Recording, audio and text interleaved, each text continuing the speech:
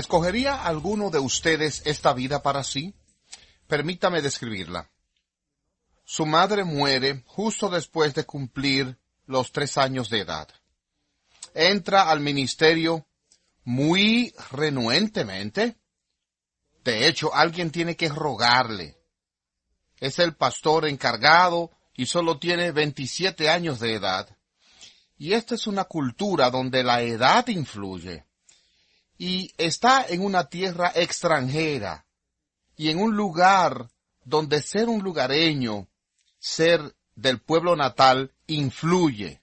No se le paga los primeros 8 meses de su ministerio. Y al principio de su ministerio le da un dolor de muela que le afecta las encías y le da una infección tan fuerte que no puede levantarse de la cama durante 9 días. Finalmente, toma una dosis triple de la medicina para deshacerse de ella, y después de 2 años de conflictos con su iglesia, le sacan por votación. Lo votan y le echan fuera de una iglesia a la que para empezar aceptó pastorear también renuentemente. Se casa y su primer hijo, su único hijo, muere siendo aún un bebé. Su esposa sufre de enfermedades severas por la mayoría de su vida casados, tanto así que en esencia está postrada en cama casi la mitad del tiempo que están juntos. Y justo antes del 10º aniversario, luego de 9 años de matrimonio, su esposa muere y queda ahí al lado de su tumba. Cuando cumple los 50 años, sufre de gota, con luchas repetidas con parásitos intestinales, y le da tuberculosis. En los últimos pocos meses de su ministerio, tiene tanto dolor que literalmente tiene que ser cargado al púlpito a predicar, y luego cargado hasta la casa cuando termina, y pasa en cama las últimas semanas dolorosas de su vida, y muere a la edad de 55 años. No creo que ninguno de nosotros se prestaría para esa vida. Y en realidad, esa es la vida de Juan Calvino.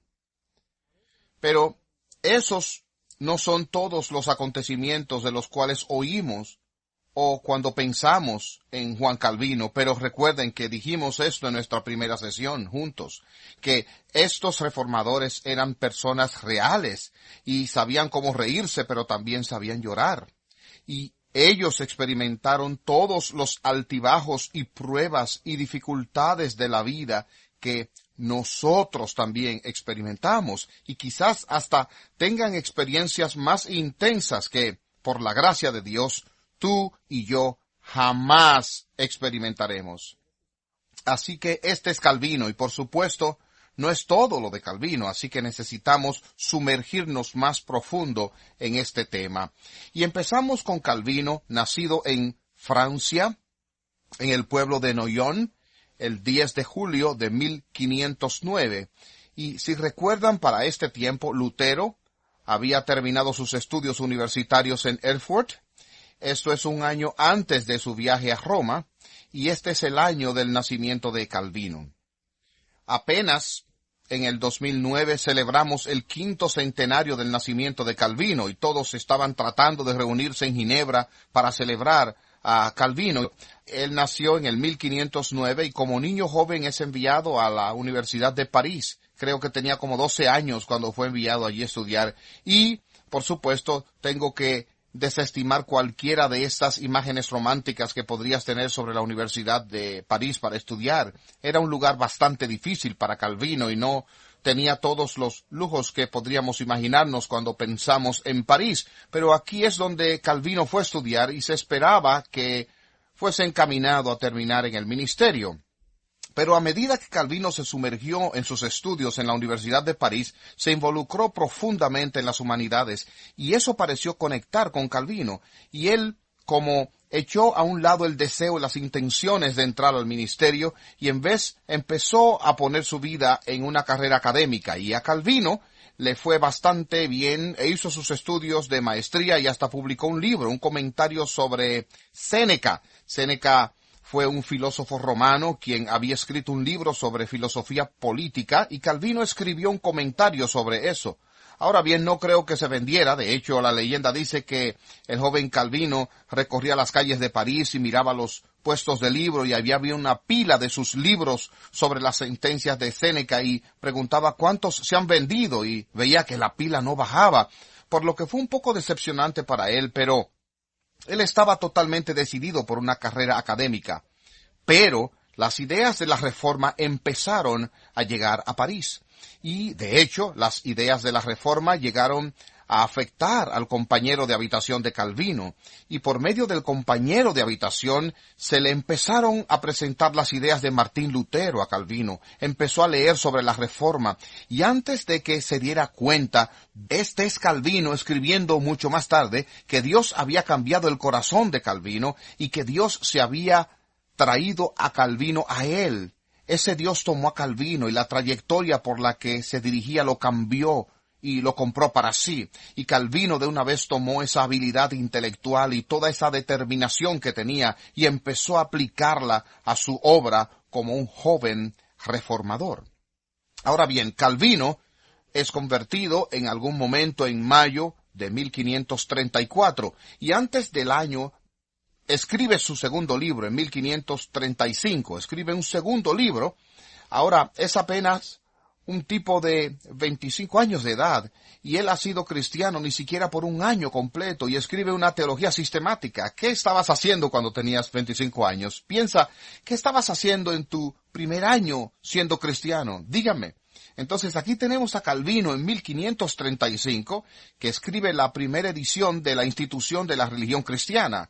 La primera edición fue un libro bastante pequeño y mientras vivió se mantuvo añadiéndolo y revisándola y finalmente se mantuvo revisándola hasta llegar a los 1550 y en algunas maneras podríamos estar contentos que finalmente murió porque si no hubiese seguido añadiéndole y se hubiese puesto más y más largo. Pero aquí está escribiendo el libro, en realidad ni le puso su nombre, se le ocurrió un seudónimo y este fue Martinus en honor de Martín Lutero, tomando el primer nombre de Martín, Martinus Lucianus, que es una especie de cambio de las letras de Calvinus, y ese fue el nombre que le puso.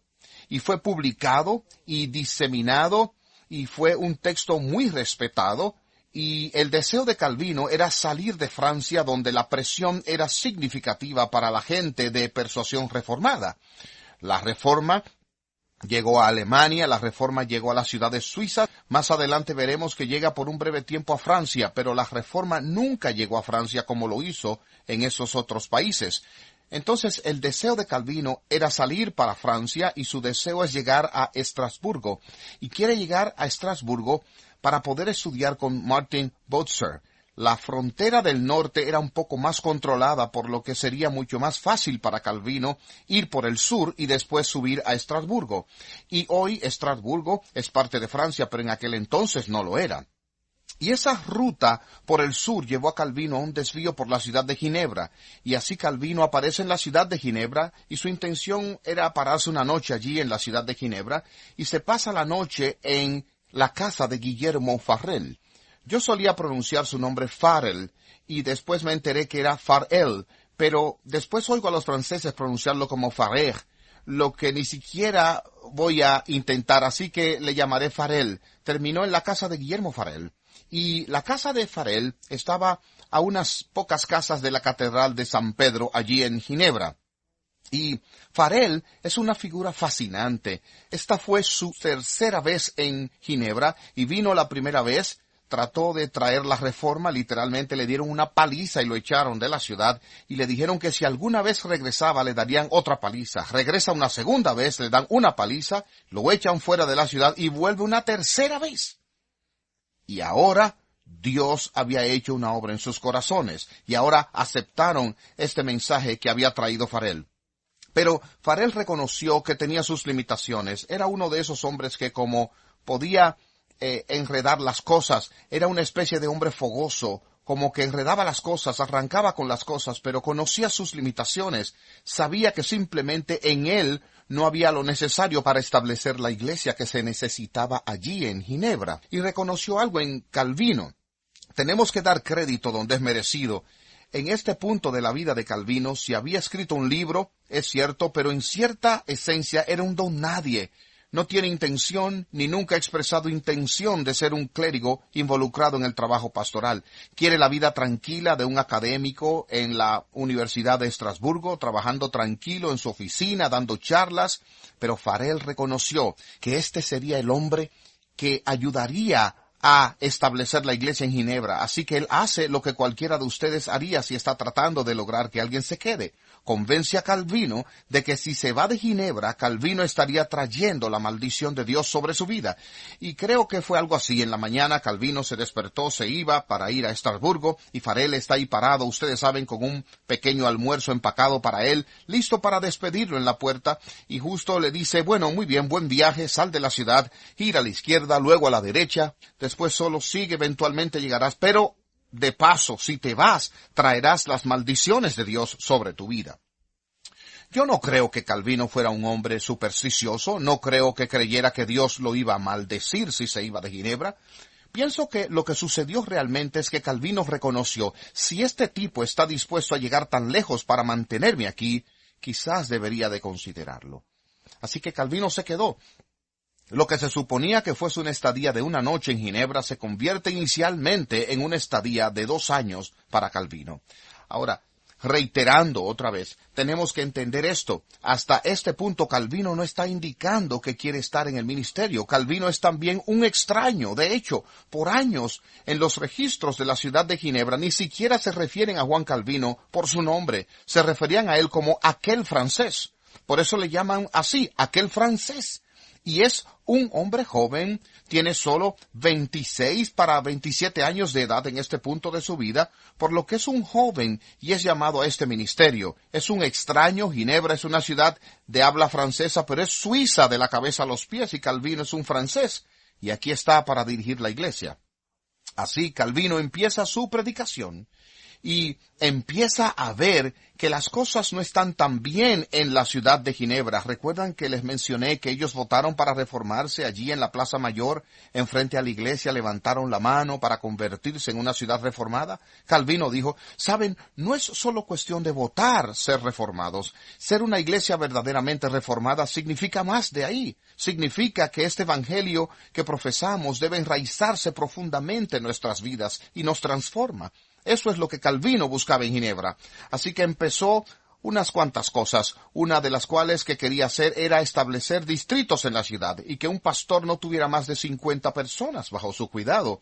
Y toda esta gente bajo su cargo que trabajaban como pastores serían responsables de 50 personas para que realmente pudiesen pastorear esas almas a medida que crecían en su fe. Y bueno, eso no le pareció bien al consejo de la ciudad, y algunas de las otras cosas que propuso Calvino tampoco cayeron bien, y empezaron a haber conflictos entre Calvino y Ginebra. Todo esto llegó a su peor momento en el 1538, y Calvino, en el domingo de resurrección de 1538, en esencia excomulgó a Ginebra al negarles la comunión. Y 2 semanas después le devolvieron el favor votando para que él saliera, y luego le dieron 48 horas para salir de la ciudad. En una carta justo antes de que todo esto sucediera, Calvino le escribió a Heinrich Bullinger. ¿Recuerdan de él, el sucesor de Zwinglio en Zúrich? Y le dijo a Bullinger que hay un conflicto entre mi gente y yo, y no sé cómo esto va a resultar. Él escribe esta carta en febrero y sabremos cómo termina, pero esto es lo que él le dice, lo podría resumir así. La gran generalidad de la gente quieren ser predicadores y no pastores. La generalidad de la gente en Ginebra, ellos quieren predicadores y no pastores. ¿Pero de qué está hablando? Si volvemos atrás a ver, si entendemos la Edad Media, vemos que cuando venían a la iglesia lo único que tenían era la misa, y era de eso que participaban, y cuando se reformaron querían venir a la iglesia, querían oír un sermón muy inspirador, maravillosas palabras de estímulo, y luego ir a su casa y vivir sus vidas. Calvino no se trataba de eso. Ciertamente lo de Calvino era la predicación, pero también el ser pastor. Ahora bien, pienso que aquí en el sur, yo vengo del norte de la línea Mason-Dixon, pero pienso que aquí en el sur la palabra intromisión, ¿no? Cuando un pastor deja de predicar y realmente está interesado en tu vida, entonces él está intrometiéndose en tu vida, ¿no? De eso se trata, de ser pastor. Eso es lo que Calvino estaba haciendo. Y Ginebra no quería eso. Y lo echaron de la ciudad. A Calvino se le cumplió su deseo. Finalmente podía ir a Estrasburgo. Él se va a Estrasburgo y allí pasa el tiempo con Martin Bucer. Es también allí que se casa Calvino. Se casa con una viuda, Idel de Bure. Su marido había sido un líder anabaptista y de hecho Calvino había debatido con él en Ginebra. Y Calvino le ganó el debate y él se reformó. Mientras está en Estrasburgo, también empieza a escribir y publica su primer comentario sobre las Escrituras y va a continuar publicando comentarios durante toda su vida, desde que regresa a Ginebra. Durante la ausencia de Calvino, la Iglesia Católica Romana regresó con fuerza a Ginebra para tratar de retomarla, y no había nadie que les hiciese frente, y la ciudad literalmente les rogó a Calvino que regresara. Y él le escribe otra carta a Bullinger y dice, no hay lugar en la tierra en el cual le tenga más miedo que Ginebra. Pero decide regresar. Él cede y regresa a Ginebra. Le tomó 6 meses llegar, pero debo decir, es un viaje que pudo haber hecho en una semana. Pero él va como quiera. Él regresa a Ginebra en 1541, regresa a Ginebra con algunas reglas básicas, y esto no va a ser como la última vez. Aquellas cosas que yo quería hacer la última vez a las cuales se opusieron, se van a hacer ahora. Y a Calvino no se le dio un reinado totalmente libre, pero se le dieron un buen número de concesiones, y mucho más que en su primera estadía allí. Y con el paso del tiempo dejaron de llamarle aquel francés y empezaron a llamarlo por su nombre en el consejo de la ciudad. Calvino los había ganado y la ciudad de Ginebra se había convertido en su ciudad. Desde 1541 hasta su muerte en 1564, Calvino predicó en Ginebra, él dio charlas en la Academia de Ginebra, que luego se convirtió en la universidad. Calvino tenía bajo su cuidado o su autoridad lo que era llamado la compañía de pastores. Todos estos fueron hombres jóvenes en el ministerio que trabajaban en Ginebra. Fueron capacitados, también fueron enviados, y más que esto. Y esta es una de aquellas historias sin contar de la Reforma. Calvino convirtió a Ginebra en una ciudad que enviaba misioneros. Mientras vivió en Ginebra, su corazón siempre estuvo en Francia, y Francia estaba apenas a un tiro de piedra de la ciudad de Ginebra. Está justo al lado de la frontera. Y durante el tiempo de Calvino, en los 1540 y 1550, alrededor de unos 2000 franceses salieron de Francia, vinieron a Ginebra, estudiaron en la academia, fueron financiados por Ginebra y enviados de regreso a Francia a plantar iglesias. Plantaron toda una red de iglesias clandestinas, iglesias en Francia, y se mantuvo registros de todo esto. Fueron encriptados, guardados en Ginebra, y fueron encriptados porque ni siquiera era seguro que la ciudad caería o no. Y si caía, todos estos nombres serían revelados y literalmente decodificados. Decodificadores militares tendrían que descifrar estas encriptaciones, y cuando finalmente lo hicieran, los historiadores podían trabajar con esa documentación y se dieron cuenta de que había Calvino hecho durante esos años. En los 1550, Ginebra hasta envió misioneros con el Evangelio a las costas de Brasil. De hecho, hay una iglesia presbiteriana arraigada hoy en Brasil, y sus raíces se remontan a esos misioneros de 1550. Ginebra no solo envió misiones, sino que Ginebra era una ciudad que aceptaba refugiados. Un grupo de gente de Florencia, donde la reforma nunca ocurrió, nunca se enraizó. Un grupo de ellos huyó a Ginebra. Era un grupo de joyeros particularmente hábiles, y mucho del tiempo que pasaron en Florencia haciendo íconos, elaborando crucifijos, Calvino pensó, yo no los quiero haciendo íconos. ¿Por qué no hacen relojes? Y empezaron a hacer relojes. Calvino trajo la fabricación de relojes a Ginebra, y luego en 1550, ¿recuerdan cuando hablábamos de Juana Grey y María la Sanguinaria? Bueno, en los 1550, o ibas a la Torre de Londres a tu izquierda, o llamados exiliados marianos, o un grupo de ellos, entre ellos el escocés Juan Knox, vino a Ginebra. Ahora, Ginebra estaba sin salida y tenía una gran muralla a su alrededor. Eso era lo que le hacían una gran ciudad, porque estaba tan cerca de la frontera con Francia y tenían a esos refugiados, literalmente cientos de refugiados, entrando a tropel a la ciudad y no había lugar para ellos. Y para mostrarles cómo el evangelio se había arraigado, ¿saben qué hizo la de Ginebra? Y ven, estos, si caminan por la antigua ciudad, lo pueden ver, ya que no podían expandir hacia afuera, lo hicieron hacia arriba. Ellos le quitaron el techo a su casa y agregaron un piso para poner refugiados allá arriba. Y lo ven cuando caminan por esa antigua casa. 4 pisos que son contiguos, el 5º piso no se parece en nada, ventanas diferentes. 1550 por toda Ginebra la gente quitó el techo de sus casas para poder albergar refugiados escoceses durante el reinado de terror de María.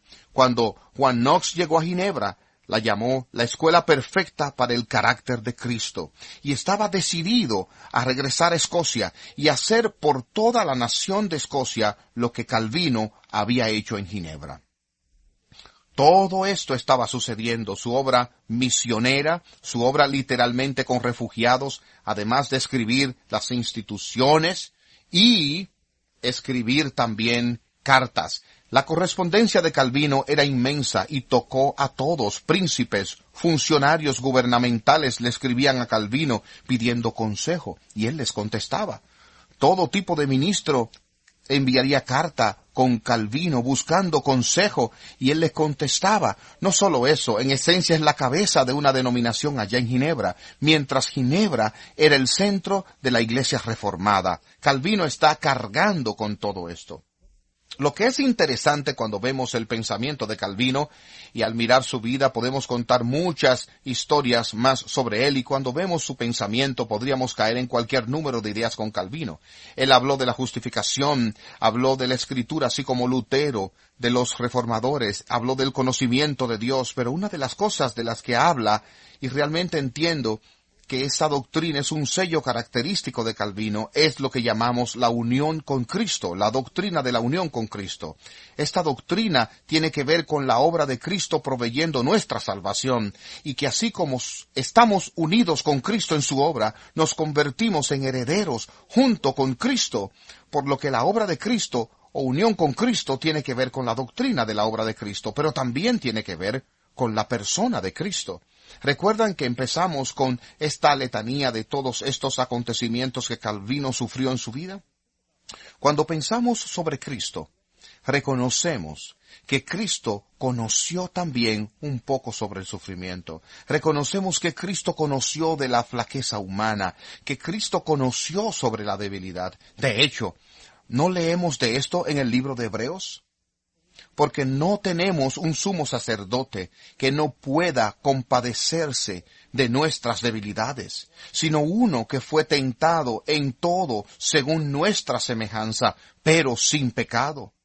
Acerquémonos pues confiadamente al trono de la gracia para alcanzar misericordia y hallar gracia para el oportuno socorro. Los reformadores no solo nos llevaron a la Escritura, también nos llevaron solo a Cristo. ¿Recuerdan a Lutero? Ayúdame, Santa Ana. Y aquí estamos unas pocas décadas después y no necesitamos a un santo y podemos ir directo a Cristo solamente, nuestro compasivo sumo sacerdote, y podemos ir al trono confiadamente. Y eso fue lo que marcó la vida de Calvino. Y es de la esencia de la teología de Calvino. Bueno, solo nos falta una sola más, la última sola, y la veremos en nuestra próxima sesión, Soli Deo Gloria.